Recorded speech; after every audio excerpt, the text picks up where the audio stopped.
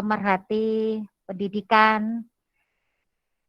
Selama 1 jam ini kita tadi sudah mendengarkan tentang pentingnya pendidikan seksual untuk anak. Dan saat ini kita akan berganti pada sesi yang kedua, yaitu pemaparan tentang persiapan untuk tatap muka, ya. Bapak Ibu, pandemi global yang sudah kita rasakan selama 1,5 tahun, dan ini benar-benar menjadi suatu keprihatinan kita bersama, khususnya dalam pendidikan, ya, dalam proses kegiatan belajar mengajar secara daring saat ini, ya. Salah satunya yaitu mengenai kemungkinan adanya lost generation. Anak-anak akan ketinggalan belajar. Ini akan dialami bukan oleh 1 atau 2 anak, tetapi oleh 1 generasi. Nah, agar dampak lost generation ini tidak berkepanjangan, maka akan dilaksanakanlah pelaksanaan atau pertemuan tatap muka secara terbatas, ya, di SMPK Santa Agnes ini juga. Semua harus begitu. Nah, mungkin kita sebagai orang tua tidak mungkin begitu saja melepas anak kita untuk sekolah karena masih dalam situasi pandemi seperti ini. Ya, kita tahu itu COVID-19 menuntut kita untuk melakukan suatu perubahan baik dalam hal cara berpikir, cara berperilaku yang dapat meningkatkan derajat kesehatan kita untuk supaya tangguh terhadap ancaman penyakit. Nah, situasi pandemi COVID-19 ini membutuhkan kemitraan berbagai pihak, yaitu tenaga kesehatan. Nah, saat ini tepatlah kita juga akan mendapatkan sesuatu yang sangat berharga, yang penting bagi kita, orang tua, akan mendapatkan secara paparan bagaimana kita sebagai orang tua untuk mempersiapkan anak-anak kita di dalam PTM nanti, dan kita mendapatkan satu bekal dari seorang dokter. Ya, untuk itu sekali lagi Dr. Daniel untuk bisa memberikan pemaparan yang kedua pada saat ini, yaitu persiapan pembelajaran tatap muka. Apa yang perlu dipersiapkan bagi kita? Silakan dokter, masih bisa untuk dilanjutkan sesi yang kedua, dokter. Oke, bisa dibantu slide-nya, Bu? Oke. Oke, saya lanjutkan. Jadi sekarang kita akan berbicara sedikit tentang persiapan proses pendidikan tatap muka terbatas. Next slide. Nah, mungkin Bapak Ibu di sini banyak sekali yang ngerasa takut kalau misalnya anaknya itu harus melakukan proses pendidikan tatap muka. Tapi sebenarnya harus kita pahami kenapa sih kok pandemi ini belum berakhir dan kok kita memaksa anak kita harus masuk sekolah. Karena ada 2 alasan sebenarnya. Yang pertama, jadi yang pertama adalah saya sering bilang ke pasien-pasien saya bahwa pandemi ini tidak akan pernah berakhir. Jadi kita nggak bisa bilang tunggu coronanya pergi, nanti anaknya akan masuk. Karena coronanya, kalau kita mau berpikir secara logis, banyak sekali pandemi yang akhirnya berujung menjadi endemi. Contohnya adalah TBC dan malaria, demam berdarah, dan lain-lain. Itu adalah endemi. Jadi endemi itu adalah pandemi yang sudah tidak bisa diatasi, dan mau tidak mau kita harus hidup berdampingan dengan penyakit-penyakit tersebut. Dan yang saya rasa dari awal corona keluar bahwa dia suatu saat memang akan menjadi endemi. Dan kabarnya bulan Oktober ini kalau jadi statusnya akan meningkat dari pandemi menjadi endemi. Jadi artinya corona tidak pernah selesai, dan kita memang harus mau tidak mau hidup berdampingan dengan yang namanya COVID-19 ini. Yang kedua yang saya lihat benar pada anak saya adalah kita itu mengalami, anak-anak kita itu mengalami yang namanya learning loss. Jadi learning loss itu menurut Education and Development Forum tahun 2020 adalah situasi di mana peserta didik kehilangan pengetahuan dan keterampilan. Jadi pengetahuannya bukan hanya knowledge-nya saja, tapi skill-nya yang hilang, termasuk skill bersosialisasi dan lain-lain, baik secara umum atau khusus, atau terjadi kemunduran secara akademis yang terjadi akibat kesenjangan yang berkepanjangan atau ketidakberlangsungannya proses pendidikan. Jadi artinya karena sudah terlalu lama proses pendidikannya tidak berjalan seperti semestinya, maka terjadilah yang namanya learning loss. Learning loss ini tidak hanya menyangkut pengetahuan akademik saja, tapi juga skillnya. Coba Bapak Ibu perhatikan anak-anak ketika dia di rumah saja pasti akan berbeda ketika dia sekolah secara offline. Anak-anak akan mulai kehilangan skillnya untuk bersosialisasi. Padahal di dunia pekerjaan, skill yang utama adalah skill bersosialisasi.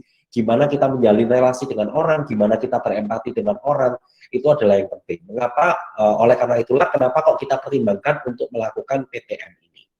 Next slide. Nah, PJJ ternyata mengalami banyak kendala selama kita coba selama 1,5 tahun terakhir. Yang pertama adalah kapasitas jaringan internet. Seringkali ketika kita melakukan Zoom, kalau anaknya cuma satu mungkin nggak masalah. Kalau anaknya dua, jadi pedot-pedot internetnya. Tidak lancar. Sehingga banyak orang tua yang mengeluh juga biaya internetnya jadi melambung tinggi. Karena ya terpaksa kayak di rumah saya, terpaksa satu anak harus punya satu akses internet. Jadi bayarnya sampai 3. Karena kalau nggak gitu, Zoom-nya akan putus-putus. Jadi yang pertama adalah kita terbatas di kapasitas jaringan internet. Yang kedua adalah perangkat teknologi digitalnya juga terbatas. Satu anak harus punya satu handphone atau satu laptop. Karena kadang-kadang dia sama kakaknya jam sekolahnya sama. Ini seringkali menjadi kendala dari orang tua. Kemudian ketiga adalah kemampuan guru dalam menggunakan teknologi, platform teknologi pembelajaran. Jadi kadang guru juga kesusahan dalam menggunakan Zoom, Google Meet, dan lain-lain. Karena tidak semua guru juga melek teknologi, karena tiba-tiba dipaksa dalam waktu yang singkat, semua guru harus melek teknologi. Jadi kadang-kadang masih ada ketertinggalan. Ya mungkin ini bukan di sana Agnes ya, mungkin ini terjadi di sekolah lain gitu. Jadi ini adalah salah satu alasan kenapa kok mulai ada PTM. Kemudian motivasi siswa dalam belajar yang mulai turun. Anak kalau di rumah belajar secara online itu pasti nggak ada motivasinya. Paling tidak anak itu merasa nggak takut karena gurunya ngomelnya cuma dari laptop. Coba kalau misalnya di kelas, ya kan, Bu Puji Mbak penggaris besi gitu, tiba-tiba dipodok gini, semua langsung diam satu kelas. Tapi kalau online, mau Bu Pujinya teriak-teriak kayak apapun, ya mereka nggak ngerewes gitu loh. Mau ngapain sih gurunya, paling juga nggak lihat aku kok, yang dilihat layarnya jadi banyak. Paling Bu Pujinya juga repot sama slide-nya sendiri. Jadi anak-anak mengalami motivasi yang berkurang. Kemudian anak jadi tidak disiplin.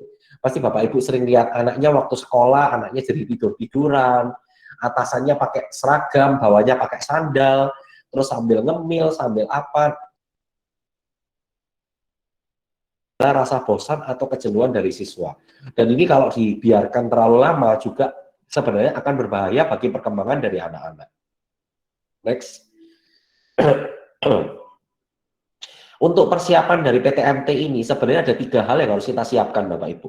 Jadi yang pertama adalah persiapan dari tempat pendidikan atau sekolahnya, persiapan dari tenaga pengajarnya, dan persiapan dari peserta didik atau muridnya. Apa aja? Kita lihat di slide berikutnya. Persiapan dari tempat pendidikan tentu saja kita harus mendapatkan izin dari pemerintah daerah. Karena Surabaya sudah dianggap termasuk dalam PPKM level 1, makanya PTM akan segera berjalan karena sudah dianggap situasi mulai kondusif. Jadi PTM ini memang atas dasar izin dari pemerintah daerah. Yang kedua, di sekolah itu harus ada Satgas COVID-nya. Jadi pasti Sana Agnes juga akan membentuk yang namanya Satgas COVID. Entah itu hanya dari guru atau juga akan melibatkan anak-anak. Tujuan dari Satgas COVID ini adalah untuk mengingatkan prokes, melakukan tracing, dan lain-lain. Jadi memang sekolah harus membuat yang namanya Satgas COVID. Yang ketiga, saran saya memang Satgas COVID harusnya melibatkan sesama siswa, karena anak juga harus diajarkan mulai aktif untuk mengatasi bagaimana hidup dengan pandemi ini. Yang ketiga adalah protokol kesehatan. Misalnya paling tidak masuk harus menggunakan masker, jaraknya dijaraki, tempat duduknya harus cuci tangan dulu, dan lain-lain. Kemudian ventilasinya harus baik. Kemudian pembatasan jumlah peserta didik. Nanti tergantung ke sekolah pembatasannya seperti apa. Apakah 25%, apakah 50%, pokoknya harus ada pembatasan jumlah peserta didik. Supaya tidak terlalu banyak kontak. Kemudian yang penting juga dilakukan sekolah adalah analisa kompetensi dasar. Jadi ketika murid masuk pertama kali ke sekolah, sekolah harus melakukan analisa kompetensi. Karena kompetensi yang murid selama belajar online itu pasti akan berbeda-beda.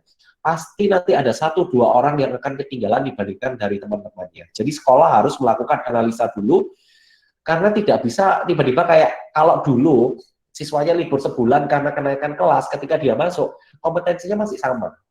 Tapi sekarang itu pasti nggak sama. Jadi harus di-assessment lagi, mana siswa yang mengalami ketinggalan, mana yang baik-baik saja. Dan mungkin sekolah juga harus memisahkan antara siswa yang ketinggalan sama yang baik-baik saja. Kemudian untuk yang tidak baik-baik saja dan ketinggalan itu harus dilakukan percepatan kompetensi supaya bisa menyusul teman-temannya yang lain. Dan yang penting untuk sekolah adalah harus mempunyai kemampuan untuk tracing, testing, dan treatment. Jadi harus bisa tahu kapan anak ini nggak boleh masuk, kapan teman-temannya harus dites, dan lain-lain. Next. Persiapan tenaga pengajar. Jadi untuk guru harus harus sudah memiliki status vaksinasi yang lengkap, paling tidak 2 kali. Yang kedua, guru juga harus menerapkan protokol kesehatan, pakai masker, cuci tangan, jangan sekali-sekali lepas masker ketika mengajar, meskipun saya tahu ngomong sama pakai masker itu ngekepan, jadi guru juga harus diedukasi seperti ini. Guru juga harus membatasi ruang geraknya, jadi kita harus sama-sama komitmen Bapak Ibu. Kalau misalnya PTM dibuka, guru juga harus membatasi ruang geraknya. Jangan habis ngajar, gurunya jadi keluyuran kemana-mana kalau nggak penting. Jadi kita sama-sama membatasi yang namanya ruang gerak. Dan guru juga harus tahu status kesehatannya. Kalau dirasa badannya tidak fit, atau dia mengalami kontak erat dengan orang-orang yang suspek COVID, maka lebih baik guru tidak usah masuk terlebih dahulu dan melakukan pembelajaran secara jarak jauh. Sedangkan persiapan peserta didik, next slide. Nah, yang pertama adalah anak-anak harus mendapatkan persetujuan dari orang tua. Jadi kalau orang tua tidak setuju, maka anak-anak akan tetap belajar dari rumah.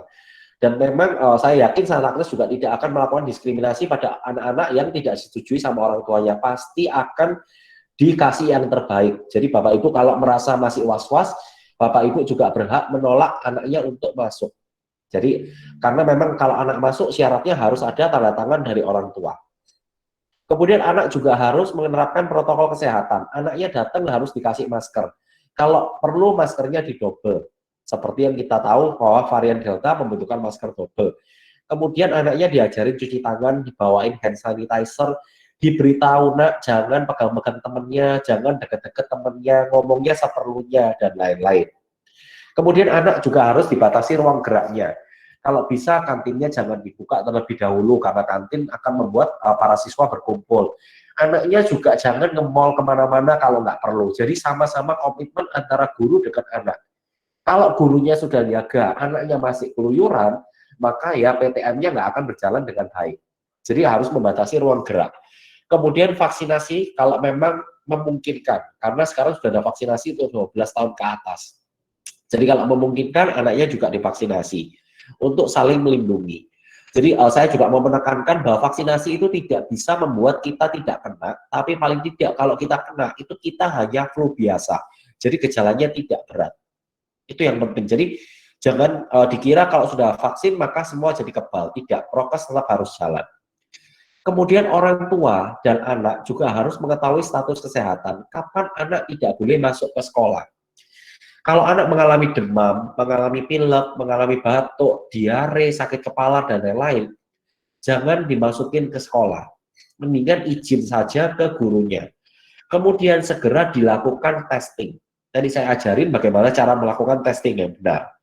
Kemudian anak harus diantar dan dijemput oleh orang tua dengan harapan anaknya tidak keluyuran setelah pulang sekolah. Karena kalau saya dulu pulang sekolah nggak dijemput orang tua, keluyuran sama teman-teman, pergi ke mall dan lain-lain. Jadi kita menghindari hal-hal seperti ini karena Bapak Ibu juga harus tahu bahwa tempat-tempat seperti mall dan lain-lain sudah mulai dibuka. Jadi anaknya nggak boleh keluyuran, harus diantar jemput. Next slide. Nah, kita harus tahu gejala-gejala COVID ini seperti apa. Jadi COVID ini disebut dengan the great imitator. Artinya dia bisa kayak penyakit-penyakit lainnya. Jadi gejalanya tidak ada yang khas. Dia bisa demam, dia bisa batuk pilek, dia bisa sesak nafas, dia bisa menyebabkan pembauan terganggu, lidahnya terasa pahit, dia bisa bikin greges, dia bisa bikin sakit kepala, dia bisa bikin diare, dan lain-lain. Jadi kalau ada keluhan apapun, jangan menyepelekan. Jadi lebih baik kita nganggap itu COVID duluan, daripada kita nganggap, oh ini nggak apa-apa, anaknya masuk aja. Ini cuma pilek biasa. Jadi nggak boleh seperti itu. Jadi Bapak Ibu harus tahu bahwa kondisi-kondisi seperti ini, itu adalah kondisi yang membahayakan. Dan satu lagi, biasanya pada anak-anak gejala yang khas adalah namanya malaise, atau bahasa awamnya adalah kayak aras-arasen. Jadi kalau anaknya itu kelihatan lemah, letih, lesu, aras-arasan, kayak gak ngapa-ngapain, meskipun nggak demam, meskipun nggak batuk pilek, nggak mau makan, misalnya anaknya itu harus dites juga, apakah dia mengalami COVID atau tidak. Next. Itu ada dua. Yang pertama adalah PCR. Kalau PCR itu prinsipnya adalah kita itu mengambil protein dari si virusnya. Keuntungan PCR adalah dia itu kemampuan mendeteksinya hampir 100%. Jadi kalau positif ya pasti positif. Kira-kira seperti itu. Kemampuan deteksinya cepat. Tapi kerugiannya adalah kalau anaknya sudah sembuh pun PCR-nya masih bisa positif. Jadi seperti yang kita ketahui sekarang, kalau misalnya anak atau guru mengalami COVID-19, kalau sudah di atas, kalau misalnya dia OTG, 10 hari isolasi, itu nggak usah periksa lagi yang namanya PCR. Itu sudah dinyatakan sembuh. Kalau periksa PCR, ada kemungkinan PCR masih positif. Kalau nunggu PCR-nya negatif, bisa kayak kasus-kasus lain yang sampai 3 bulan baru negatif. Jadi protap sekarang sudah nggak kayak dulu. Nggak harus PCR 2 kali. Pokoknya sudah melalui 10 hari kalau pada OTG, itu dinyatakan sembuh. Kalau dia ada gejala ringan, itu 10 plus 3. Kalau dia gejala berat, baru kita menunggu PCR-nya negatif. Kira-kira seperti itu. Kemudian swab antigen. Swab antigen itu lebih mudah dilakukan, tapi jangan dilakukan sendiri di rumah. Karena tidak segampang itu Bapak Ibu untuk mendapatkan sampel. Jadi harus paling tidak dibawa ke dokter umum, praktek dokter umum terdekat, atau dibawa ke klinik terdekat untuk melakukan swab antigen. Swab antigen memang tidak bisa mendeteksi sebaik PCR.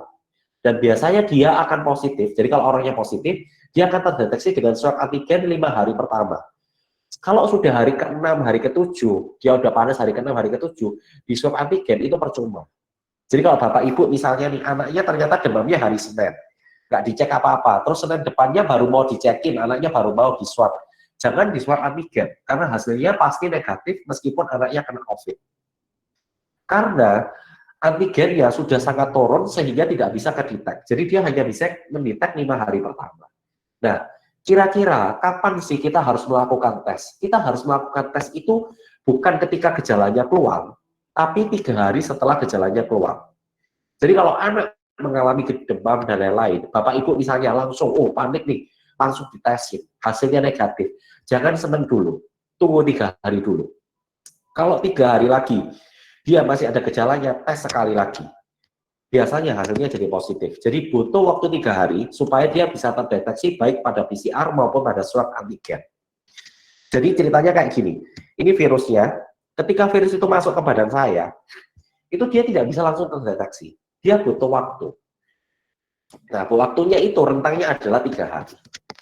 Jadi kalau misalnya ada gejala, periksa dulu, seadanya mau terserah mau PCR atau swab antigen. Kalau misalnya hasilnya negatif, anaknya tetap di rumah dulu, tetap libur dulu selama 3 hari.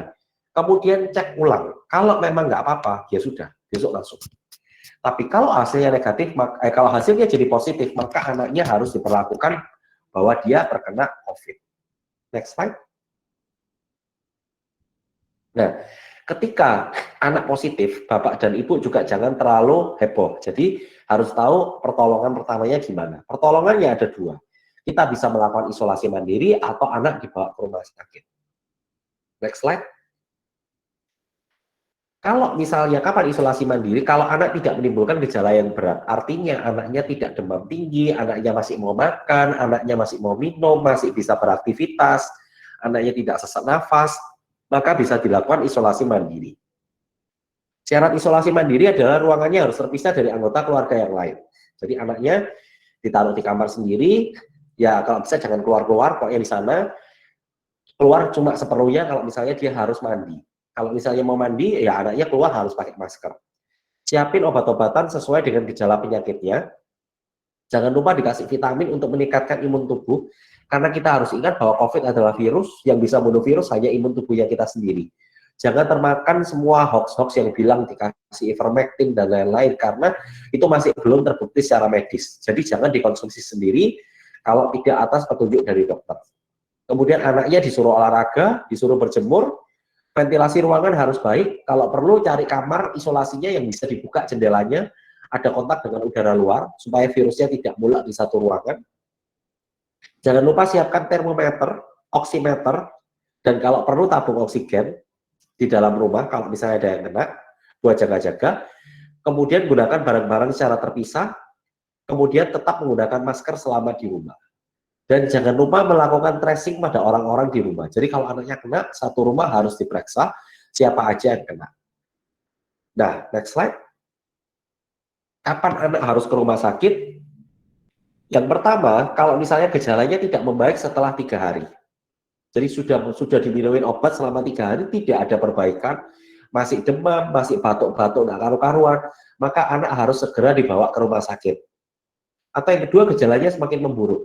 Panasnya tambah tinggi, anaknya tambah sesak nafas, saturasinya tambah turun, itu harus dibawa ke rumah sakit.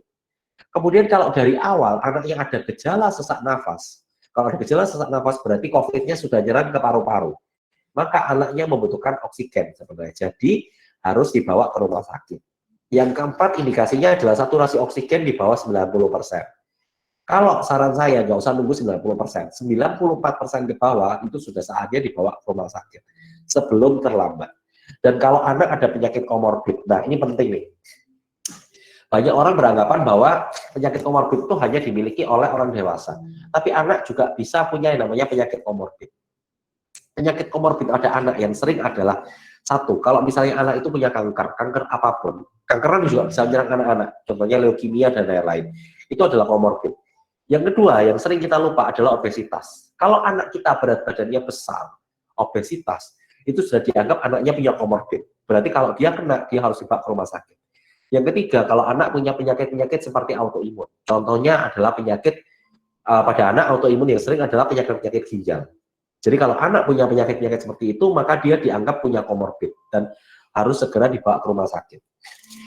Dan yang penting lagi, yang mungkin untuk Bapak Ibu guru juga harus ketahui, biasanya ada dua hal yang saya mau tekankan sebelum slide ini berakhir. Satu, untuk orang tua harus jujur tentang kondisi anaknya. Jangan pernah menutupin apapun kondisi anaknya, karena itu berbahaya sekali. Kalau anaknya sakit, ya jangan disuruh masuk. Jangan bilang anaknya nggak apa-apa.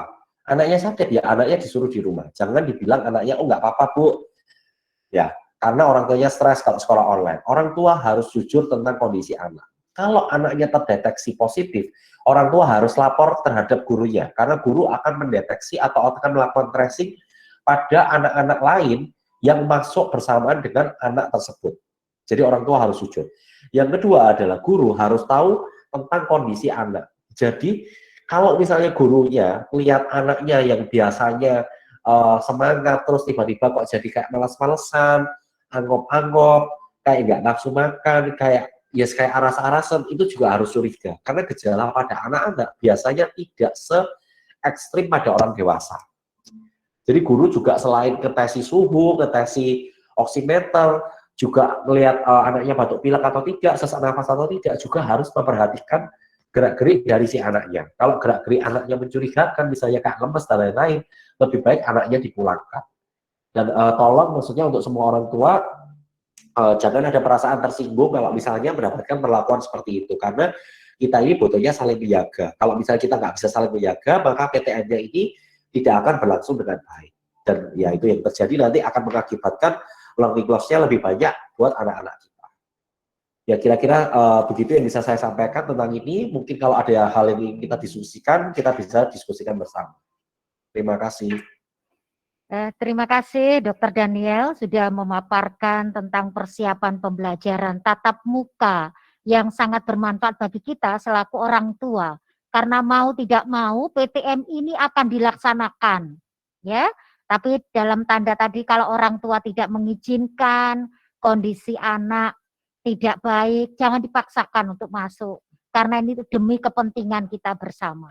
Nah, Bapak Ibu, sekali lagi link presensi silakan diisi karena untuk arsip kami, kegiatan komite sekolah yang menyelenggarakan ini untuk arsip dari panitia, untuk mohon sekali lagi untuk mengisi link presensi.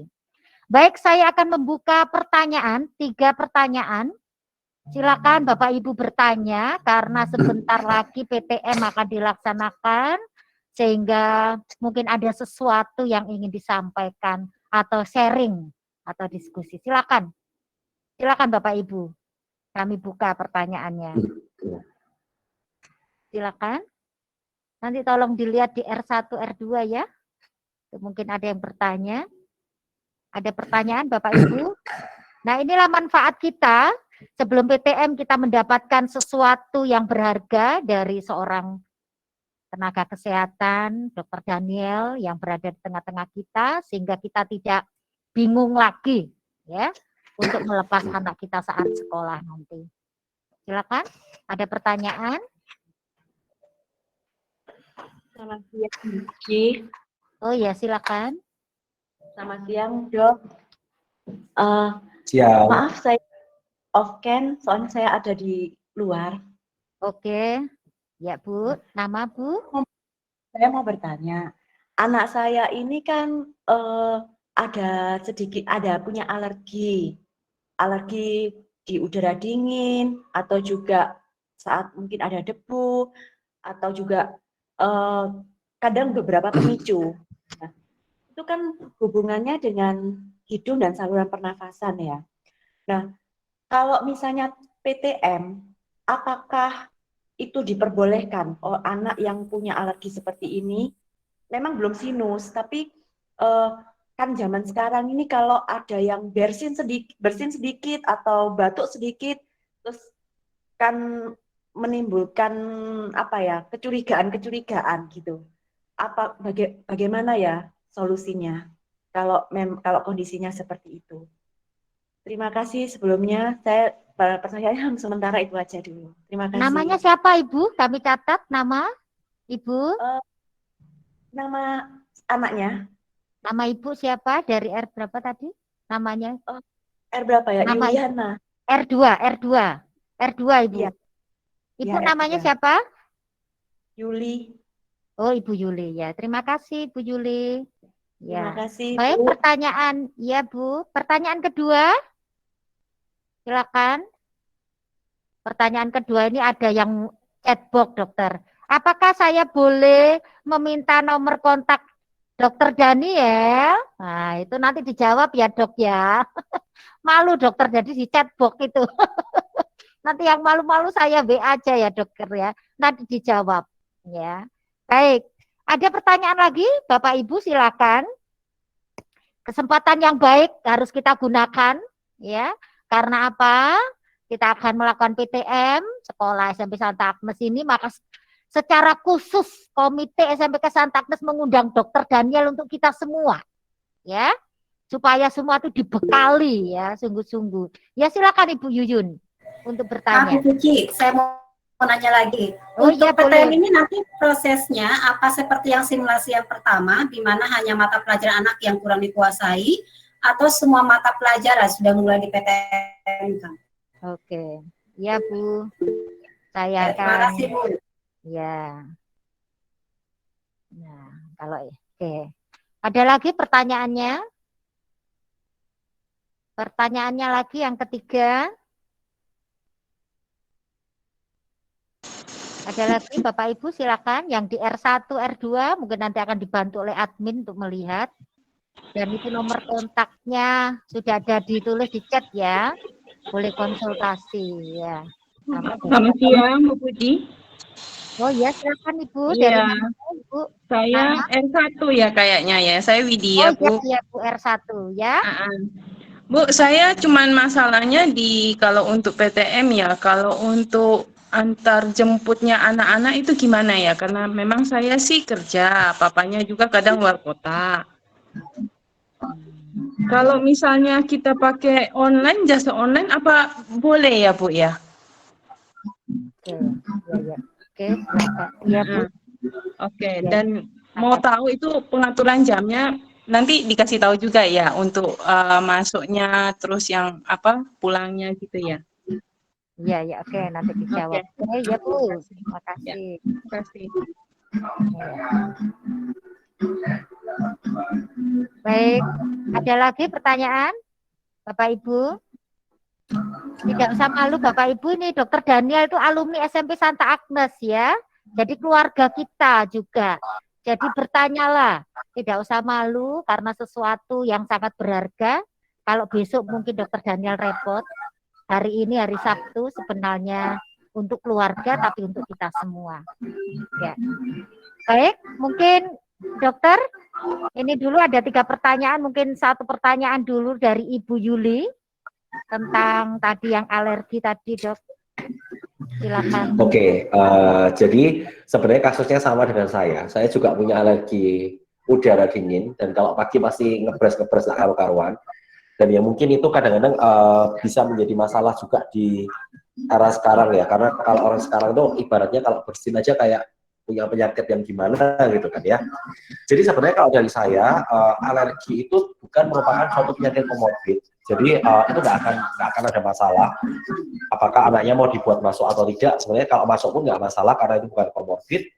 Tapi alergi itu bisa menjadi masking effect. Artinya kadang itu kita nggak tahu ini anaknya memang alergi atau dia positif COVID. Nah, jadi yang bisa kita lakukan adalah anaknya dilakukan testing secara berkala. Jadi itu juga mungkin menjadi syarat keamanan juga untuk sekolah. Jadi mungkin setiap 1 atau 2 minggu anaknya bisa dilakukan swab antigen untuk laporan ke sekolah.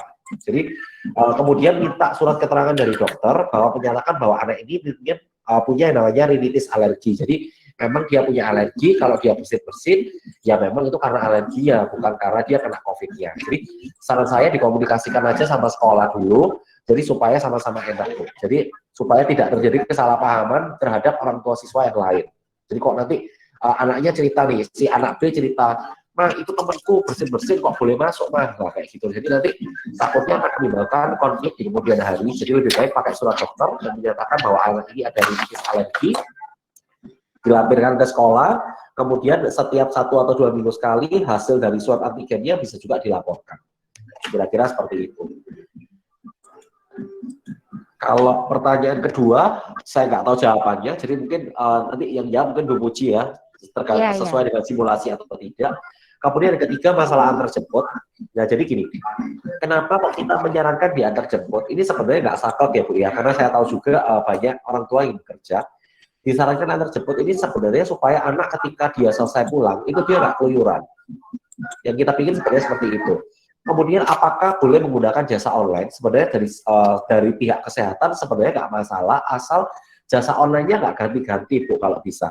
Karena kalau dia ganti-ganti, itu akan menyusahkan proses tracing-nya.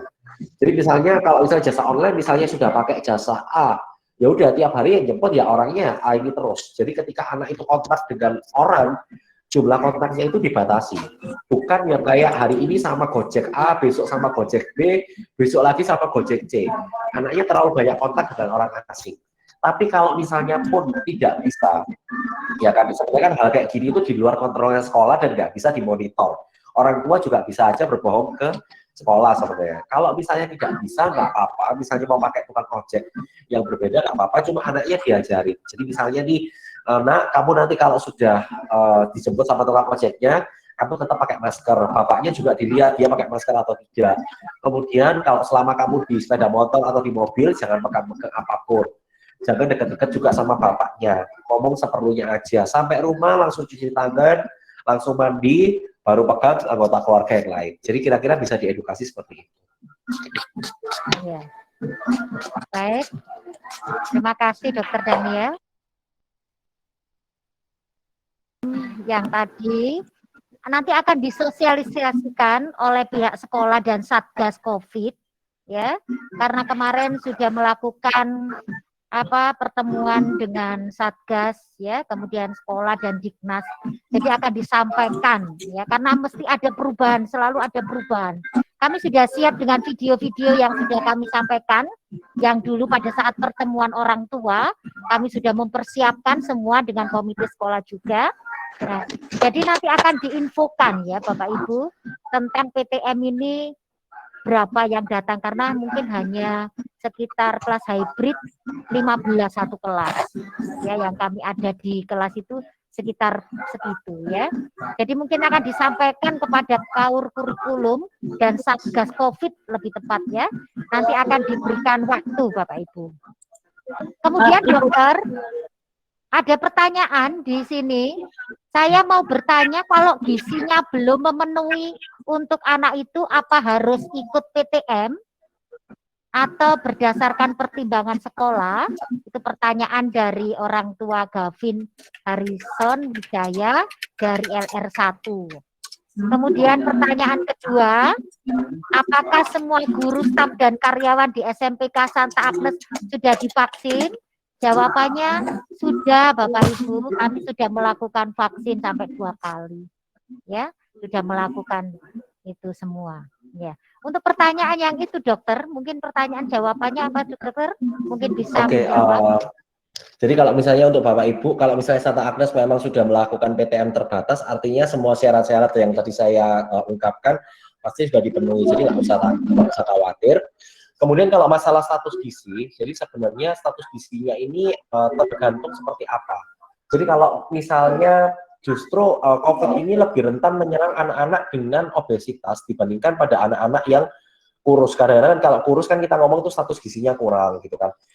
Yang kita sebut status gizi kurang itu kalau dia mengalami malnutrisi. Yang bahaya adalah malnutrisi. Jadi malnutrisi itu tandanya misalnya matanya cekung, rambutnya kayak rambut jagung, anaknya perawaannya bongkok, dan lain-lain. Ya, saya rasa hal-hal seperti itu sudah nggak ada di Surabaya ya, maksudnya untuk Bapak Ibu. Tapi kalau misalnya ibu atau bapak ngerasa bahwa anaknya ini tidak safe untuk ikut sekolah online, sekolah offline, saya rasa nggak usah dimasukin dulu karena supaya nanti kalau misalnya amit-amit ada apa-apa itu juga tidak akan menyalahkan pihak di sekolah. Jadi kalau bapak ini saya kembalikan jawabannya ke bapak ibu juga. Kalau misalnya nggak safe jangan dimasukin dulu. Atau kalau mau tahu jawabannya bisa dibawa ke dokter anak dulu untuk diperiksa status kesehatan gizinya secara lebih detail untuk mendapatkan masukan dari dokter anak tersebut. Ya, itu mungkin ketakutan orang tua ya, Pak Dokter Daniel ya, kalau kekurangan gizi itu ya. Baik, Bapak Ibu ada pertanyaan? Untuk sekali lagi untuk tentang sekolah nanti akan saya sampaikan kepada kepala sekolah, suster dan staf, dan agar bisa disosialisasikan kembali untuk PTM yang akan kami laksanakan ya. Kapan lalu sudah, mungkin ada beberapa yang belum bergabung dengan kami akan sosialisasikan lagi. Ada pertanyaan Bapak Ibu, saya buka sekali lagi. Kalau tidak, saya akan tutup karena mungkin sudah mulai pukul 11:45 menit. Ada pertanyaan? Kelihatannya waktu ini waktu yang singkat tapi sangat bermanfaat. Cakrawala, cara pandang kita untuk 2 tema ini kita bisa membuka sehingga bisa membekali kita sebagai orang tua ya. Karena sulit memang menjadi orang tua ya. Baik, Bapak Ibu, bagaimana? Ada pertanyaan? Oh. Iya, silakan. Ada yang silakan? Ya, dari ruang 4. Iya. Mau tanya makanan yang mempercepat kandungan HB itu apa aja ya? Oh, makanan yang mempercepat kandungan HB, oke. Kandungan HB, oke. Hanya itu saja. Atas nama siapa ini? Orang tua Sivana ya? Iya, Oke. Bu. Oke, terima kasih. Ada lagi? Satu lagi saya buka dan ada pertanyaan lagi? Oke, enggak ada. Silakan dokter, mungkin ini pertanyaan mungkin ada masalah tentang HB karena memang ada orang tua yang mengatakan HB anak saya begini itu bagaimana? Ini mungkin kekhawatiran Dokter Daniel. Silakan Dok, karena kami tidak bisa menjawab, sempat WA saya juga ini. Silakan. Oke, jadi gini, kalau misalnya HB-nya drop, itu berarti kan menunjukkan anak ini dalam kondisi anemia. Jadi anemia itu sebenarnya dibagi jadi 3, Bu. Jadi ketika anaknya punya anemia, ibu harus memeriksakan yang namanya hapusan darah tepi. Jadi supaya tahu jenis anemianya apa. Kalau anemianya itu namanya hipokromik mikrositik, jadi artinya sel-sel darahnya kecil-kecil, berarti anaknya ini kekurangan zat besi. Berarti yang harus dimakan adalah sesuatu yang mengandung zat besi. Zat besi ini paling banyak. Jadi, atau kalau memang anaknya nggak suka makan daging, ibu bisa memberikan suplementasi zat besi. Misalnya dikasih kayak sangobion atau hemobion, itu nggak apa-apa. Nah, kemudian anemia itu bisa juga karena normositik normokromik. Jadi selnya itu normal semua, tapi jumlahnya sedikit. Itu biasanya karena ada penyakit yang mendasarinya. Jadi bukan karena gizinya, tapi ada penyakit tertentu. Misalnya anaknya punya asma, anaknya punya turunan diabetes, dan lain-lain. Kemudian ada juga yang namanya anemia makrositik. Kalau makrositik itu ukuran selnya gede-gede.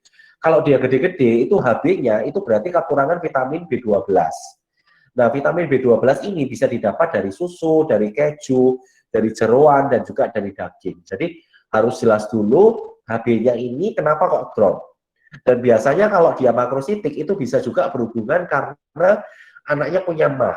Nah, jadi nggak bisa serta-merta tiba-tiba dikasih zat besi. Jadi kita butuh pemeriksaan yang lebih detail. Kira-kira gitu jawabannya. Bagaimana orang tua Sivana sudah bisa ini ya, soalnya kemarin WA kami guru-guru bingung juga dokter. Makanya dokter dipanggil pada saat ini pertanyaan banyak di WA wali kelas dan wali kelas tidak tahu dok jawab apa gitu ya. Untung ini sekarang ditanyakan sehingga pas gitu ya. Baik, Bapak Ibu, orang tua murid, bagaimana Bapak Ibu? Kalau tidak ada pertanyaan, ada pertanyaan lagi? Selamat pagi, Bu. Oh iya, silakan. Bapak, dari mana? Dari ruang 2. Oh, di R2, ya Pak. Saya mau tanya ini si siapa? Atas nama Fania. Fania Angelin. Itu kan waktu itu ada survei untuk PTM. Itu kan sempat ditutup, jadi nggak sempat ngisi. Kalau untuk ikut gitu. bisa ya? Oh iya Pak. Oke, Fania dari kelas 8, kelas berapa Pak? Nanti saya akan cekkan di admin. Fania 8E. Aurelia. 8E. Oke, Fan. Iya Pak. Ya, memang kami harus harus ada survei ya Pak, apakah orang tua setuju atau tidak ya. Nanti akan saya tanyakan supaya bisa linknya dibuka gitu ya, Bapak, orang tua Fania.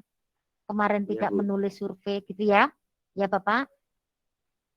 Nanti akan kami sampaikan kepada admin sekolah supaya Fania bisa mengisi link survei itu. Begitu ya, Bapak? Jelas, ya, Bapak? Iya. Ya, terima kasih.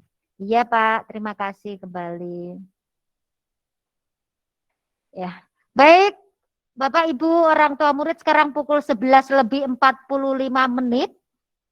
Saya kira waktu cukup untuk pertemuan kita dengan dua tema sekaligus, yaitu pentingnya pendidikan seksual untuk anak dan persiapan pembelajaran tatap muka di SMPK Santa Agnes ini. Dan sebelum kita doa penutup, maka saya mohon Ibu Liliana untuk memberikan sesuatu dari komite sekolah. Silakan Ibu Liliana sebelum kita tutup dengan doa. Silakan. Terima kasih Bu Puji. Selamat siang Bapak Ibu. Terima kasih pada Bapak Ibu yang sudah mengikuti seminar ini. Terima kasih juga pada Dr. Daniel sebagai narasumber yang sudah menyampaikan materi pendidikan seks bagi anak dan persiapan kesehatan anak saat PTM. Semoga apa yang disampaikan Dr. Daniel dapat menambah pengetahuan dan bermanfaat bagi kita sebagai orang tua. Kepada Bapak Ibu, orang tua murid yang punya usulan atau pertanyaan ataupun saran demi kemajuan sekolah, dapat menghubungi perwakilan komite di setiap jenjangnya. Untuk kelas 7, mohon ditampilkan, ya, itu ada di layar. Untuk kelas 7 bisa menghubungi Bu Velin, Bu Cincin, Bu Teresia, sama Pak Albert. Untuk kelas 8, Bu Yohana, Bu Yusefin. Dan untuk kelas 9, saya sendiri sama Bu Evi sama Bu Ida. Mungkin bisa dicatat atau di screenshot ya. Gitu aja untuk Bapak Ibu sekalian. Terima kasih dari sekian dari saya. Terima kasih Bu Liliana. Bapak Ibu, memang masukan itu sangat perlu bagi kami, sehingga kalau apa-apa mungkin malu untuk bertanya dan bisa lewat komite, silakan. Atau membutuhkan seminar tema apa, bisa disampaikan juga. Bapak Ibu itu kebutuhannya apa, silakan disampaikan di ini, karena kami komite yang sekarang di leadernya adalah Ibu Yohana dan Ibu Liliana, ya, kami akan siap kebutuhannya diberikan ya untuk memberikan wacana dan konsep kita untuk perkembangan anak-anak kita. Baik, Bapak Ibu dan Dr. Daniel Widianto, spesialis andrologi, terima kasih. Saya mewakili SMPK Santa Agnes, terima kasih sekali karena dokter sudah menyisikan waktu untuk kita semua ya. Dokter punya kegiatan yang padat, tapi masih ingin Katolik Santa Agnes, iya. Jangan lupakan kami ya dokter, ya jangan lupakan kami semua ya. Baik Bapak Ibu, mari kita tutup seluruh rangkaian acara seminar pagi ini dengan doa penutup. Saya akan pimpin dengan doa penutup secara Katolik ya. Baik, mari kita satu dalam doa.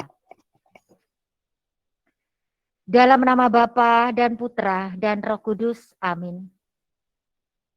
Allah Bapa, Allah Putra dan Allah Roh Kudus, terima kasih atas seluruh penyelenggaraan kehidupan yang Kau berikan kepada kami sampai saat ini. Kami boleh berkarya, kami boleh melakukan aktivitas. Itu karena suatu anugerah-Mu yang Kau berikan kepada kami, yaitu nafas kehidupan. Tuhan, terima kasih atas acara pagi ini, seminar yang dibawakan oleh Dr. Daniel Widianto.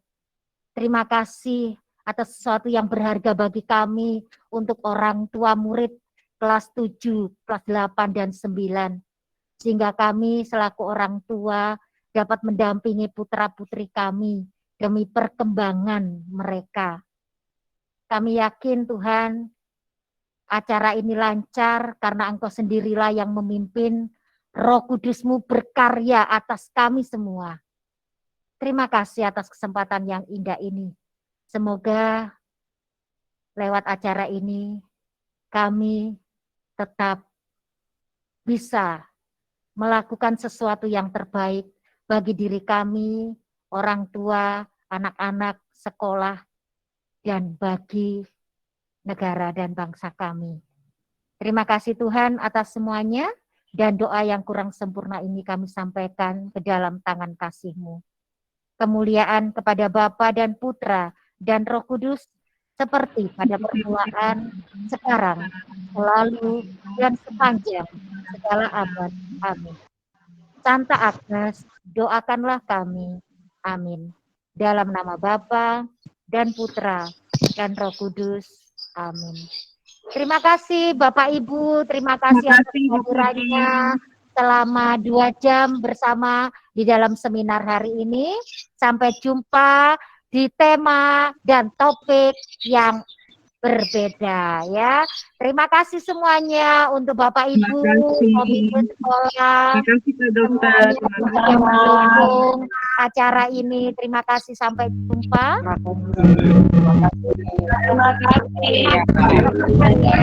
kasih Bapak Lukas. Terima kasih semuanya.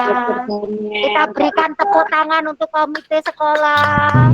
Acaranya berjalan dengan lancar. Terima kasih Mama Alindi, Mama Josefi, Mama Felin, Bapak Albert Gunadi, ya. Terima kasih semuanya, terima kasih.